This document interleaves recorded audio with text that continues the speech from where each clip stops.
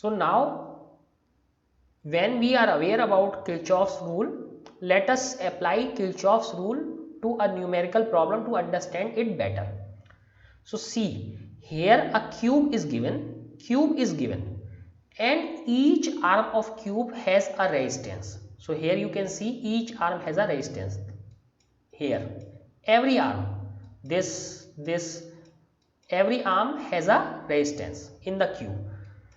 So there are total 12 resistances, 4 on the bottom and 4 on this each vertical arm. So there are 12 resistances. Each resistance is 1 ohm. This each resistance, 12 resistances, and each resistance is 1 ohm. And this forms a cube. Now what we have to do? We have to calculate the equivalent resistance, R equivalent for the system. What is R equivalent for this circuit? And what is the current in each edge of the cube? So what we have to calculate? The current in each edge or each resistor. So we have to calculate current in each resistor and we have to calculate the equivalent resistance of the circuit. Here you can see that it is connected to a battery of 10 volt. So here is the battery 10 volt and this 10 volt battery is connected at this diagonal edges, diagonal corners. One point is here A, another point is here C dash. So if you try to solve it using the simple methods of circuit, can you solve this? That simple circuit and that parallel and series circuit, you cannot solve this because it is a very complex problem. You cannot solve. So let us see the diagram. So what are the points? First, there is point A, point B, point C and point D at the bottom. Okay. If we see on the top, so A becomes A dash, B becomes B dash, C becomes C dash and D becomes D dash.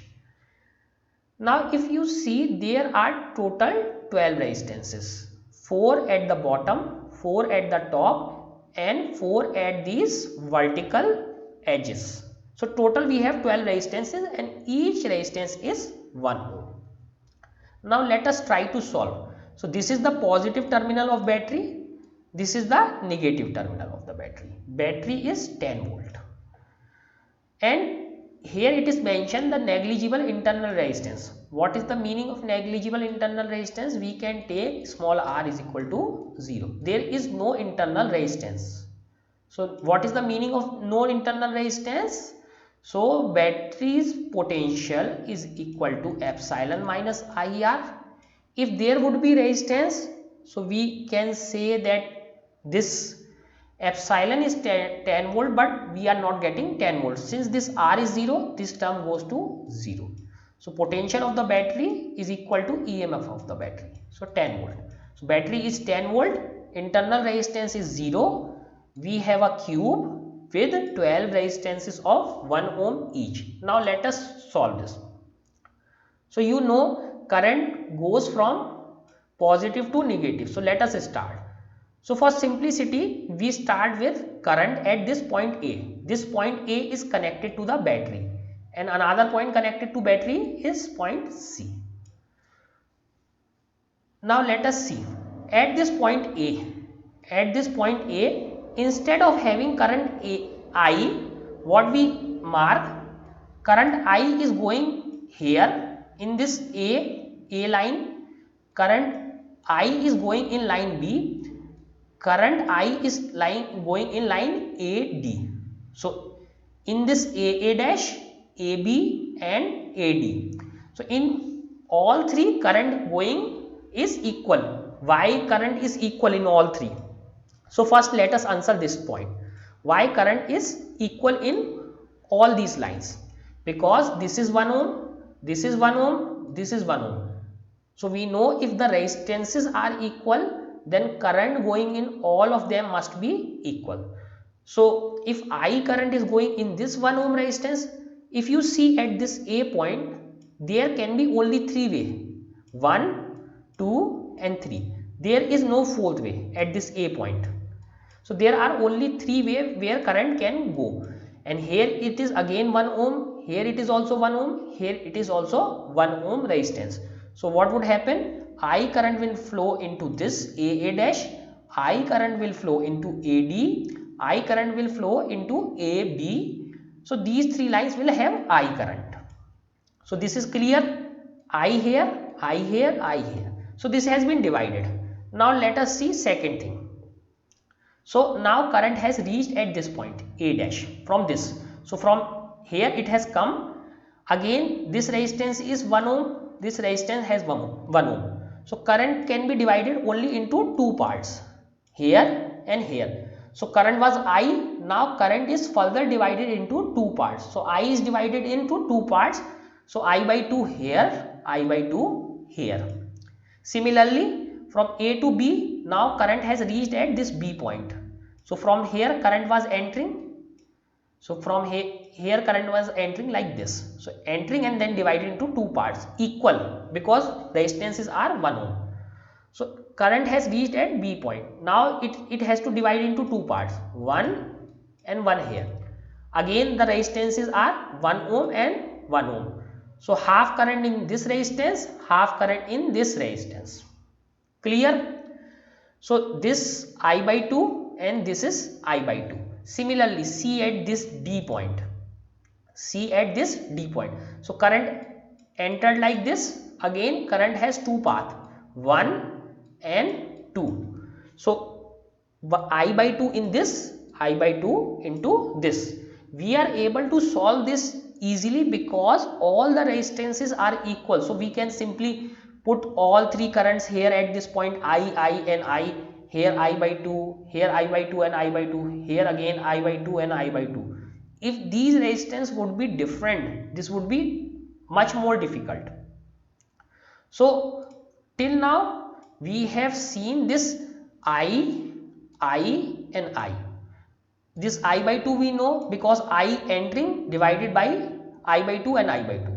Here I entered and I by 2 and I by 2 here and here. This I by 2. This is from D, one I by 2, one another I by 2. So this we know. Now again if you see, so this I by 2 is coming like this I by 2 coming like this. So what do we get? What do we get? So here we again get I from here. How do we get this I? Because I by 2 was coming from here, I by 2 was coming from here. So we get I. Similarly, at this point, so I by 2 was coming from here and I by 2 was coming from here. So again we get I. In the third case, if you see, this I by 2 was coming from here D and I by 2 was coming from B. Again I. So let us see this thing once again. So this I and I were clear. I by 2, I by 2, I by 2, I by 2, I by 2, I by 2. These are clear. Now let us see how does these I comes. So here if you see this line, follow this line, follow this like this. I by 2 comes from this. And similarly if you trace I by 2 coming is from here. So I by 2 and I by 2 becomes I in this line. Now you trace this second line. So I by 2 coming is in this direction, I by 2 is coming from this direction, this. So I by 2 and I by 2 again becomes I. Now in third direction, see, I by 2 is coming like this from in this direction and it goes like this, and I by 2 is going into this and leaving again is current entering in the junction at B is I by 2 leaving is I, because current leaving the junction must be equal to current entering the junction. Now at last point this C, I is entering and I is entering. So total 3 I current is entering, that goes back to the battery. So here is our complete circuit. Let us understand once again. Current started. We assume that current instead of I is 3I, because if we take an I, this becomes I by 3, this becomes I by 3, this becomes I by 3, and these will become I by 6. So you can do that as well. This will become I by 6, this will become I by 3, but that would be much more complicated. So instead of taking I, we took 3I. So 3I at junction A divided into 3 equal parts, I and I. So 3I entering, I and I is leaving. Now at junction A dash, this I is divided into 2 parts. Entering is I by 2 is leaving, I by 2 is leaving. Now at this A dash junction, so this is A dash. Now at this B dash or B junction, at this B, I by 2 is leaving and I by 2 is leaving. This I by 2 and this I by 2. At this D junction, I was entering and leaving was I by 2 and I by 2. Now this I by 2 was entering here and from here. So I by 2 and I by 2 entering in at this D junction. So two side I by 2 and I by 2 were entering, I is leaving. Is at this junction B. So I by 2 was entering from here, I by 2 was entering from here, and leaving is I. Now at the last one, this I by 2 was entering from this D and I by 2 was entering from B. So entering was I, leaving is I. Now at this last point C, I is coming, further I is coming, total 3I is leaving. So this is the whole diagram.